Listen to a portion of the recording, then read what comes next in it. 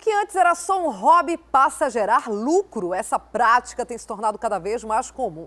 E muita gente usa as redes sociais para divulgar aí os trabalhos. Além de ser um meio aí com baixo custo, de comunicação, atinge milhares de pessoas rapidamente. No quadro A Vaga é Sua de hoje, a gente mostra para você histórias de pessoas que decidiram trabalhar com o que gostam e conquistaram aí espaço no mercado usando criatividade com pouco dinheiro.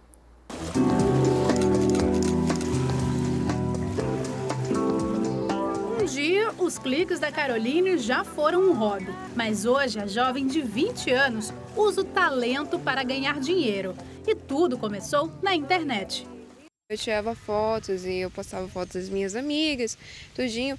E isso foi evoluindo, eu fui tendo mais visibilidade e eu percebi que, poxa, por que não tornar isso o meu negócio? Por que não fazer disso uma renda boa para mim e trabalhar com algo que eu gosto? Nesta rede social de compartilhamento de fotos, o perfil dela é seguido por mais de 18 mil pessoas. E ela usa essa publicidade para conseguir ainda mais clientes. A internet é um leque enorme, porque ela consegue conectar não só as pessoas que moram perto de você, mas as pessoas do mundo inteiro. E é realmente uma ferramenta essencial hoje em dia para você divulgar o seu negócio, para você fortalecer a sua renda, o que você quiser divulgar.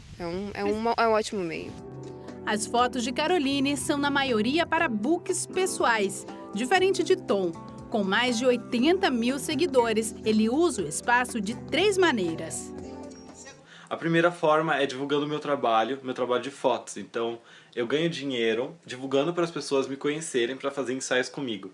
A segunda forma é fazer vídeos comigo, só que daí é da parte de influenciadores. E a terceira forma é venda de espaço publicitário, que eu cedo meio que uma postagem, assim. As marcas geralmente entram em contato e falam assim, quanto você cobra para postar uma foto usando tal produto na sua rede social? Aí eu falo, cobro tal. A rede social usada por eles é principalmente o Instagram, que já tem mais de 500 milhões de usuários no mundo. E segundo informações do próprio aplicativo, desde o início desse ano, mais de 200 mil anunciantes usam a rede social. De acordo com essa consultora de gestão, apenas saber usar a internet e tirar boas fotos não bastam para ganhar dinheiro. Você precisa fazer cálculo de custo, você precisa organizar os seus horários para conseguir fazer as entregas, você precisa estudar o marketing, você precisa ver quem são os seus concorrentes. Então, assim, tem uma série de outros conhecimentos necessários para conseguir fazer o negócio ficar de pé, dentro e fora da internet. Mas ela garante, um hobby que vira um negócio tem boas chances de dar certo. A gente passa mais de 8 horas por dia trabalhando. Se você conseguir realmente fazer algo que você adora, a qualidade de vida vai ser muito melhor, inclusive a qualidade do trabalho também.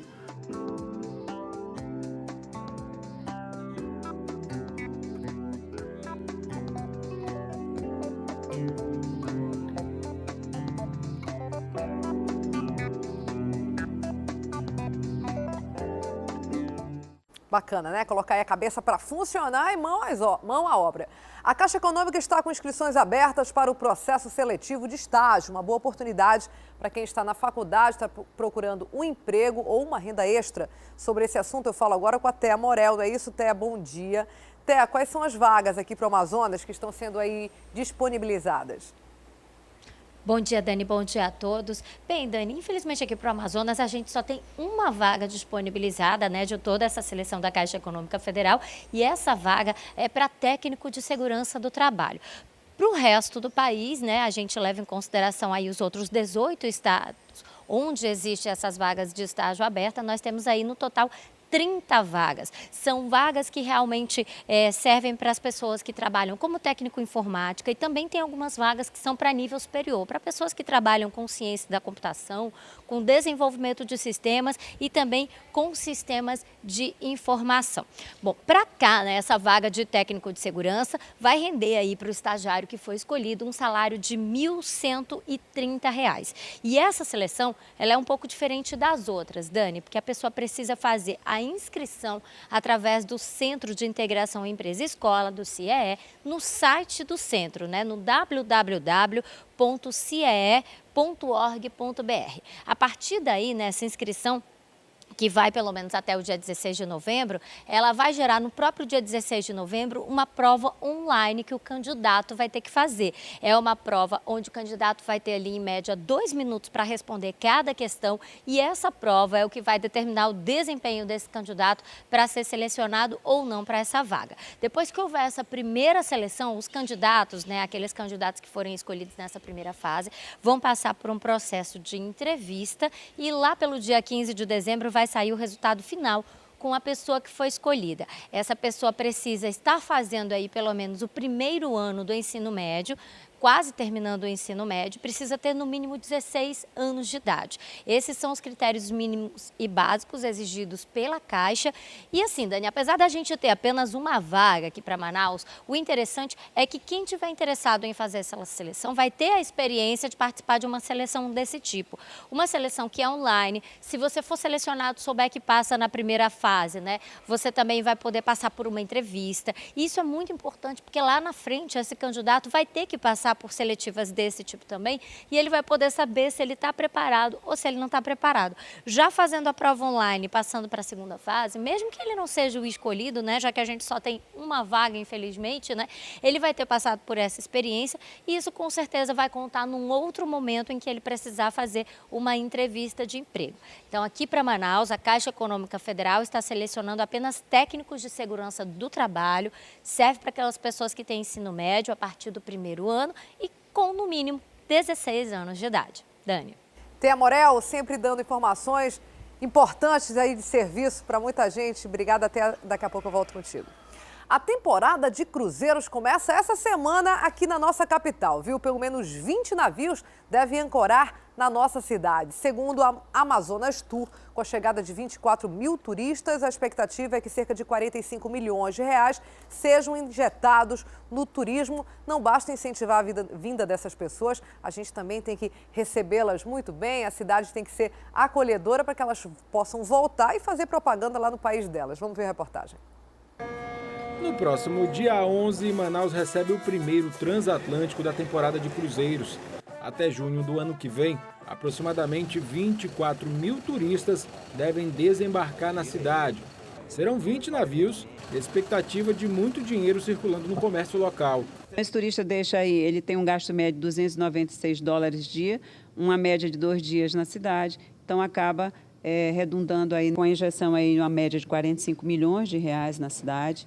E é justamente por ter dinheiro circulando na área central com esses turistas que o Sistema de Segurança Pública do Estado vai estar com aproximadamente 100 câmeras direcionadas para os pontos de visitação.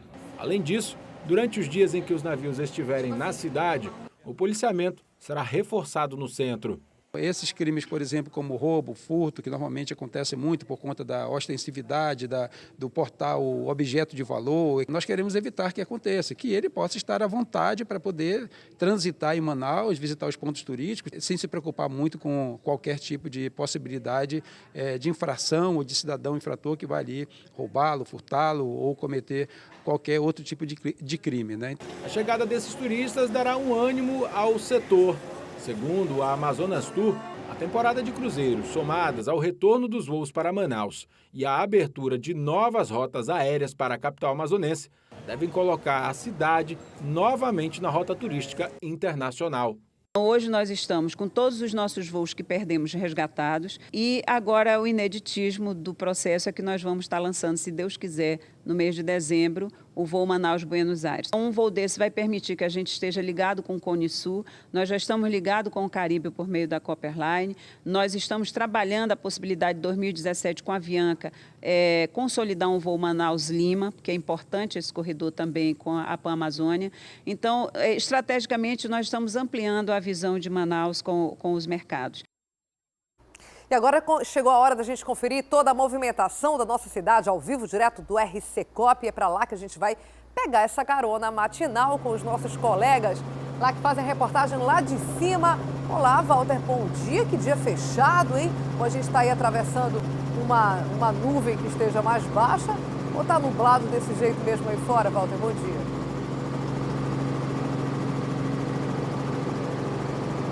É isso mesmo, Dani. Bom dia a todo mundo que nos acompanha. Depois de um fim de semana chuvoso, a semana começa assim, com um tempo ameno, dando aquela preguicinha na hora de sair de casa. Mas olha, depois que o pessoal conseguir sair, o cenário é esse. Dia totalmente encoberto, Daniela. E olha, a previsão do tempo, segundo os meteorologistas, é que fique assim durante toda a semana. Aí a gente não deve ver um sol muito forte, não deve ter um calor muito intenso na nossa cidade, não. Pelo menos é o que diz os meteorologistas. O que mais, Walter? O que tem na previsão do tempo para hoje?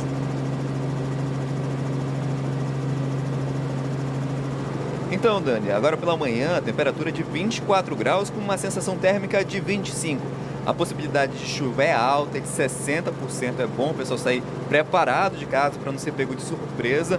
E a temperatura máxima do dia é de 32 graus. E como você falou, os meteorologistas preveem realmente que a semana seja aí com esse clima mais ameno. De acordo com o IMET, por exemplo, nos próximos 3 dias são previstas pancadas de chuva e esse clima mais tranquilo, fazendo menos calor na cidade. Mesmo assim, a temperatura ainda pode variar aí de 33 graus até os 26. É esse clima bem instável da nossa cidade, né?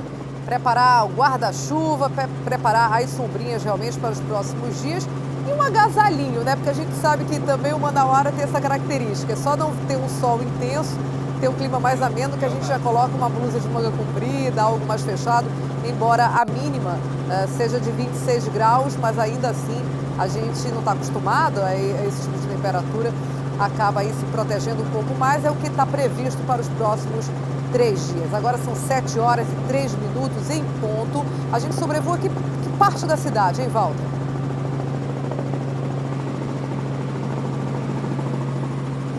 Estamos aqui no cruzamento das avenidas Maripiranga Monteiro, já com a Avenida Efigênio Salles, com a Darcy Vargas, exatamente sobre o viaduto Miguel Arraes.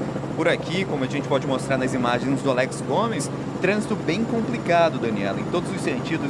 Desde quem vem aqui da Darcy Vargas, já com um trânsito pesado na saída, já quem segue na Avenida Maripiranga tem um trânsito mais tranquilo nesse ponto. Mas mais atrás, para quem vem do Parque 10, por exemplo, encontra vários pontos de lentidão no caminho. Desde quem vem saindo ali da região da Assembleia Legislativa, de quem vem do Parque 10, vindo pela Avenida Grande Otelo, encontra vários pontos de retenção até chegar aqui no viaduto Miguel Arraes, que é onde o trânsito começa a melhorar para quem vai no sentido do centro da cidade. Daniela? Agora, quem passa, como você mesmo disse agora há pouco, por baixo do viaduto, né, na Darcy Vargas, enfrenta nesse momento, conforme as imagens do Alex Gomes, o trânsito completamente parado, muito lento, isso embaixo do viaduto e muito lento logo depois do viaduto. São 7h05 ainda, é uma área de muitas escolas, né? E as pessoas estão vindo aí de um feriado, na verdade vem para muita gente, né, Walter, de um feriado prolongado, porque quarta foi feriado, depois teve ponto facultativo, quinta e sexta para algumas pessoas da prefeitura, né, por conta ainda do dia do funcionário público. Então, assim, foram dias, assim, meio, digamos, fora da curva, fora do padrão. E hoje, sim, segunda-feira, a primeira segunda-feira efetiva de trabalho do mês de novembro, e aí o reflexo está aí no trânsito, nessa zona da cidade, pelo menos, Darcy Vargas, próximo ao viaduto Miguel Arraes, também na Recife, né, na Maripiranga, trânsito bastante cheio, carregado, na manhã dessa segunda-feira. Vamos passear um pouquinho mais aí com vocês? A gente está indo na direção, a gente está seguindo pelo V8, é isso, Walter? Exatamente, Daniela. Seguindo aqui pelo V8 em direção à rotatória do Coroado, aqui quem vai em direção ao Coroado.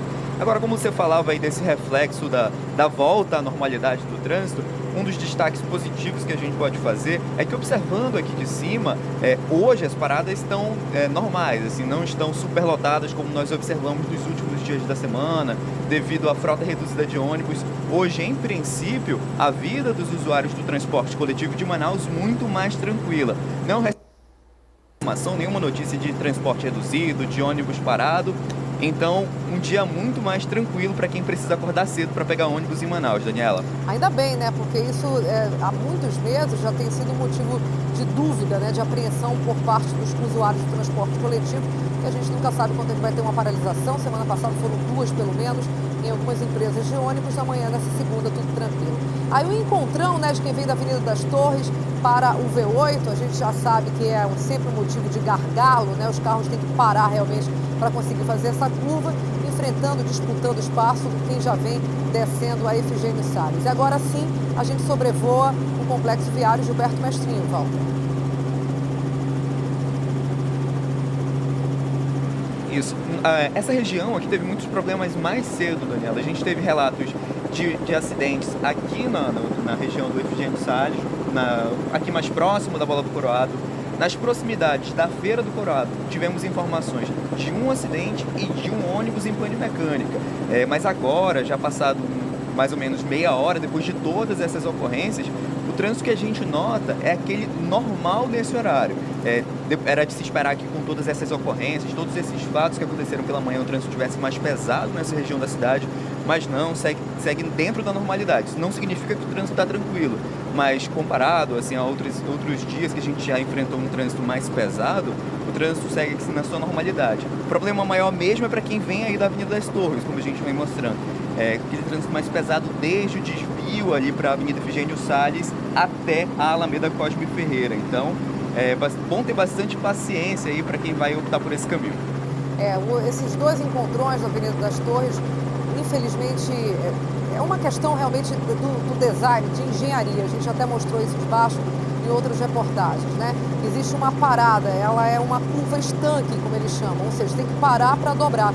E aí, quando enfrenta um trânsito carregado, como é o caso aí da Cosme Ferreira, e mais cedo que a gente mostrou ainda nessa sua entrada ao vivo ali no V8, não tem muito jeito, tem que parar praticamente para dobrar e conseguir disputar espaço para quem já vem nessa via principal, né? A gente mostra nesse momento o encontro da Avenida das Torres com Cosme Ferreira, que está fluindo, mas com trânsito carregado na manhã dessa segunda-feira. Obrigada, Walter. Daqui a pouco eu volto com você. E lá em Manacapuru, um grupo de adolescentes que faz parte aí da Pastoral da Juventude tem feito um trabalho de conscientização sobre a coleta de lixo nas margens do rio Miriti. O rio banha os balneários do município, balneários que são bastante frequentados aí por turistas e moradores. Vamos ver a reportagem. O rio que abastece a cidade, mas que ainda sofre com o descaso e a poluição.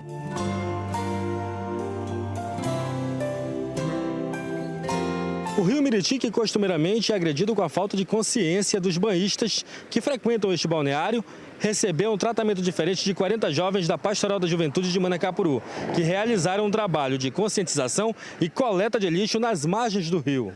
A ação faz parte do projeto Cuidando da Nossa Geração, que surgiu a partir do gesto concreto da campanha da fraternidade.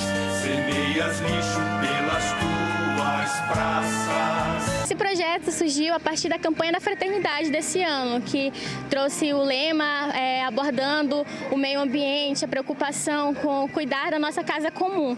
A coleta de materiais acontece em bairros da cidade e uma vez por mês no balneário do Miriti. E hoje nós temos a estimativa de quase 2 toneladas de material que nós já recolhemos em 4 meses. Todo o material recolhido passará por um processo de separação e depois seguirá para uma cooperativa de reciclagem. Nós vamos recolher todos os materiais aqui hoje que nós pudermos e quando chegar na paróquia nós vamos separar e destinar para a Associação de Manacapuru de Catadores. De acordo com os organizadores, mais importante que o trabalho de coleta é o despertar para a conscientização. Poucas pessoas no espaço pequeno fazendo pequenas coisas vão transformando o universo. Então, essas pequenas atitudes vão transformando a partir de si próprio, vão consigo para a sua própria casa, estão fazendo essa conscientização a partir de agora.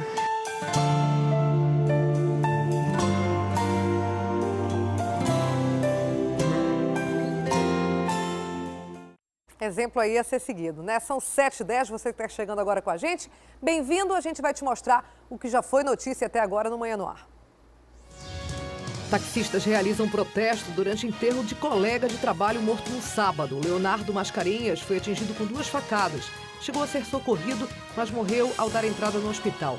Um adolescente assumiu a autoria do crime e disse que matou o taxista porque não tinha dinheiro para pagar a corrida.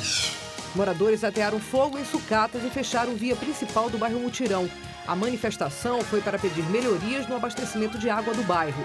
De acordo com eles, há um mês o serviço não está sendo prestado e as contas continuam sendo cobradas normalmente. O polo industrial começa a sentir os efeitos da greve dos auditores fiscais da Receita Federal. Em 15 dias, as empresas trabalharam no limite do estoque de insumos. Há risco de paralisação nas linhas de produção e até demissões. A greve acontece em todo o país. Atrasos e abstenções marcaram fim de semana de Enem na capital amazonense. O gabarito da prova sai nesta quarta-feira, dia 9 de novembro. Um ano após a epidemia do Zika vírus, a capital amazonense registrou 3.294 casos da doença. Apesar do empenho dos cientistas em conhecer mais sobre o vírus transmitido pelo mosquito Aedes aegypti, a infecção ainda preocupa a população e as autoridades. Agora a gente volta lá para cima com Walter Cardoso, direto do RC Cop. Vamos ver onde é que a nossa equipe está nesse momento. Onde é que a gente está, hein, Walter?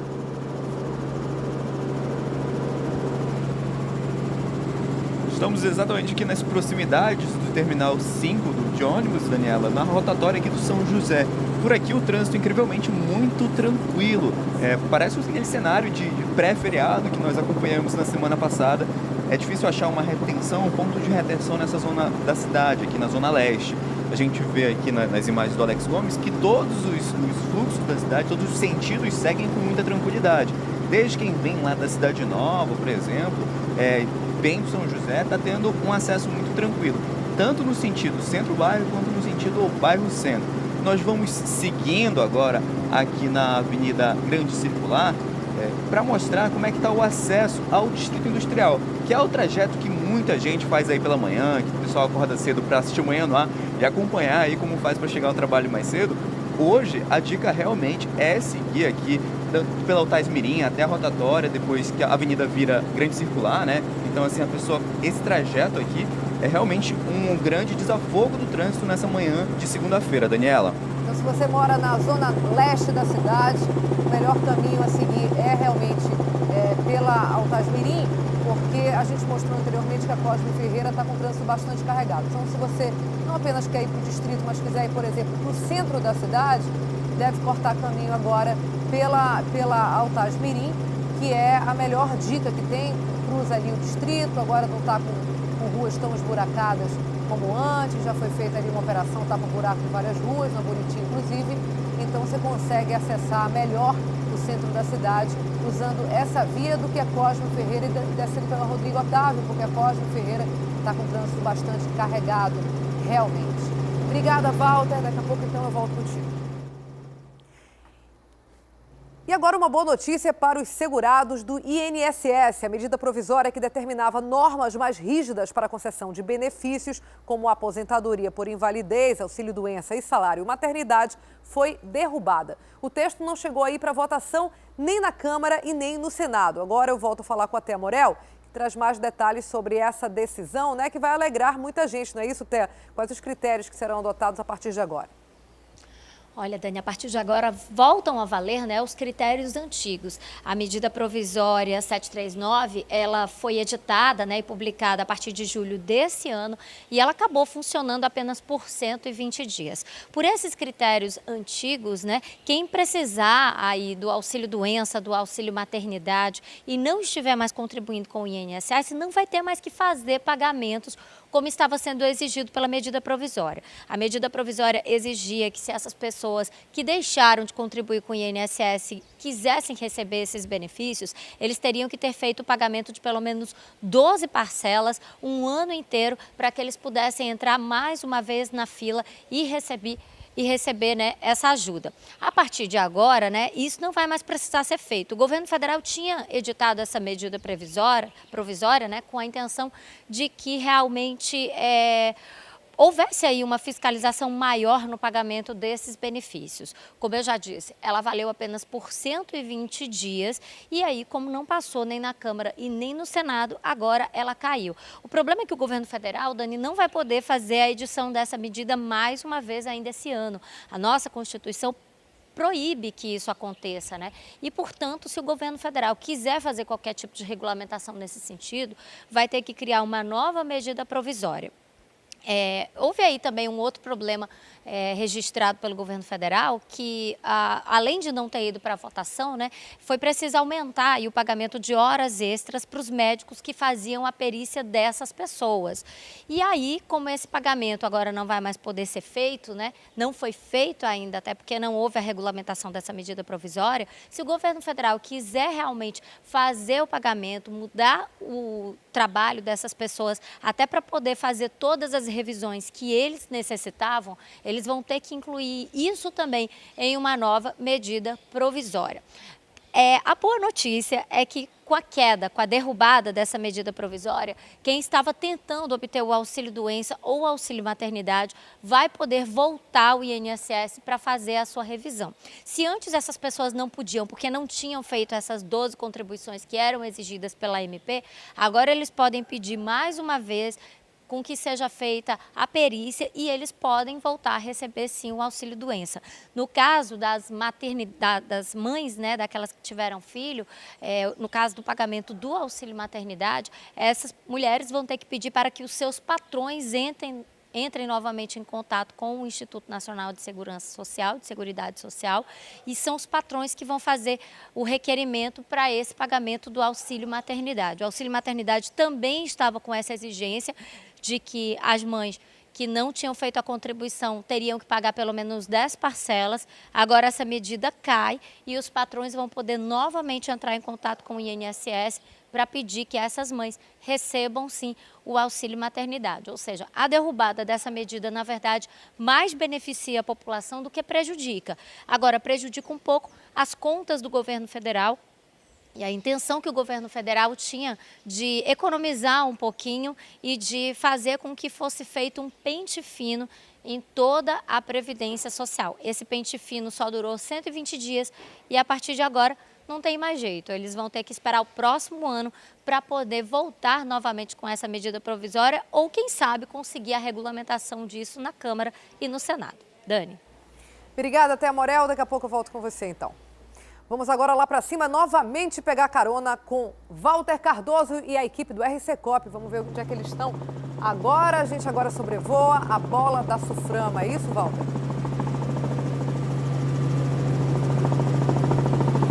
Isso mesmo, Daniela. Aqui na rotatória da Suframa, a gente veio seguindo ali o trajeto todo do Distrito Industrial.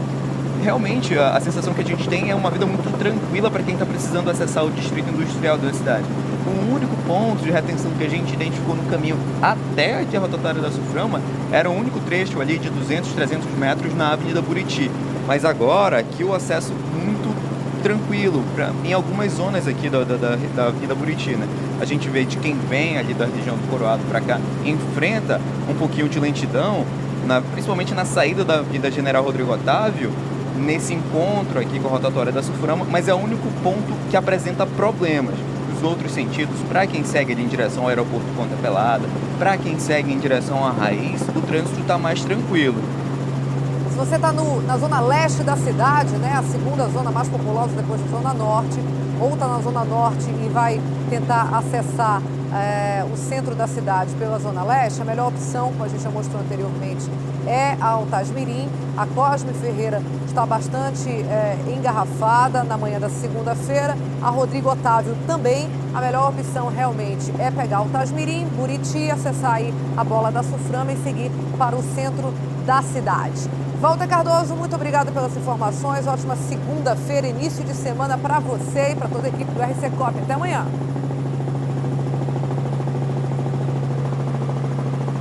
Até amanhã, Dani, em nome de toda a equipe do RC Cop, do comandante Robson, do cinegrafista Alex Gomes, uma boa semana para todos nós. Tchau, tchau. E você aí, já ouviu falar em Pet Sitter? O serviço é mais uma opção voltada para quem tem animais de estimação. São babás que tomam conta dos bichos quando o dono tem algum tipo de compromisso. Você gosta de bichos? Já pensou em ter essa profissão? Ou gostaria aí de ser cliente desses profissionais? Se você se interessou, olha que já tem gente oferecendo o serviço aqui na nossa cidade. Vamos ver. O serviço já é bastante conhecido no exterior e em alguns estados do Brasil. O Pet Sitter, que na tradução para o português significa babá de animais, é uma nova alternativa para quem não quer deixar o animal de estimação sozinho, em casa ou durante uma viagem. É o caso da Kátia. que é empresária e que, principalmente aos fins de semana, não consegue ter tempo para cuidar dos bichinhos de estimação, o Guerreiro e a Pretinha. A necessidade surgiu pelo corre-corre, né? Tem as crianças que já ocupam um pouco do nosso tempo, né? Uma certa atenção pela idade delas, e também tem o café que também nos ocupa um pouco tempo, e isso acaba tirando aquilo que os cachorros precisam. Quem cuida dos 2 cãezinhos da família Oliveira é a Jaqueline. Ela resolveu transformar todo o amor que sente pelos animais em um novo negócio. Eu cuido de bichinhos, dos meus bichinhos há mais de 25 anos, quase 25 anos. Então essa necessidade própria minha que surgiu, né? Quando eu viajava, eu não tinha com quem deixar os meus bichinhos, não tinha quem cuidasse deles. Então foi como uma troca de favores, na verdade, no início, né? Eu cuidando dos bichinhos de alguns amigos, e quando eles viajavam eu cuidava dos deles, e eles cuidavam dos meus. E assim surgiu essa ideia. O primeiro passo para a contratação do serviço é uma entrevista com a Pet Sitter. No bate-papo, a babá de animais vai saber as preferências do dono, a comida ideal para os bichinhos e se eles tomam alguma medicação. Esse também é o primeiro contato da babá com o animal e, de acordo com Jaqueline, um momento crucial. Porque não adianta eu dizer assim, eu vou fazer o serviço e de repente chego lá, o animal não me aceita. Então, o meu diferencial é esse. Eu tenho o primeiro contato com o animal e depois a gente conversa se é possível fazer o serviço e por quanto tempo. Daí você pode me perguntar, e o que você faz com eles nesse período? Então, ele é que decide, o bichinho é que decide se ele quer brincar, se ele quer comer, se ele quer tomar banho. Então, eu deixo ele muito à vontade, eu deixo ele no seu habitat mesmo, na rotina, na verdade, né? Porque dependendo do pet, se ele já tem uma certa idade, então ele não vai querer sair para a rua, para correr, para brincar. Além de cuidar da alimentação e hidratação do animal, o serviço de babá oferece passeios, momentos de brincadeiras, idas ao veterinário, banho e, é claro, muita atenção e carinho aos pets. O animal ele precisa de atenção, ele precisa de carinho, ele precisa do cuidado, adoecem, né, como uma criança, como um ser humano normal. E isso acaba tendo que ter atenção também. E na falta da nossa atenção, esse que surge com esse serviço, né? Maravilhoso. O Guerreiro e a Pretinha são apaixonados pela babá e ficam eufóricos quando ela chega para levá-los. A Jaqueline não se tornou só uma pessoa de confiança da família, mas dos pets também. A alegria é tanta que eles até esquecem as donas. Quando a gente para o carro lá na frente de casa, já sabe que era ela. E é assim o dia todo. Se a Jaqueline vai à cozinha, eles vão atrás. Se ela vai à varanda, eles vão lá também. E se ela vai embora, eles ficam na porta esperando que ela volte. Então, se você for viajar ou ficar ausente por algum tempo e não tiver com quem deixar o animalzinho, o Pet Sitter pode ser uma solução. 7h25, a gente faz mais um pequeno intervalo. Manhã no Ar vai e volta rapidamente. Notícias do esporte e sucesso na Rota dos Chefes. A gente mostra para você no nosso retorno. Até já.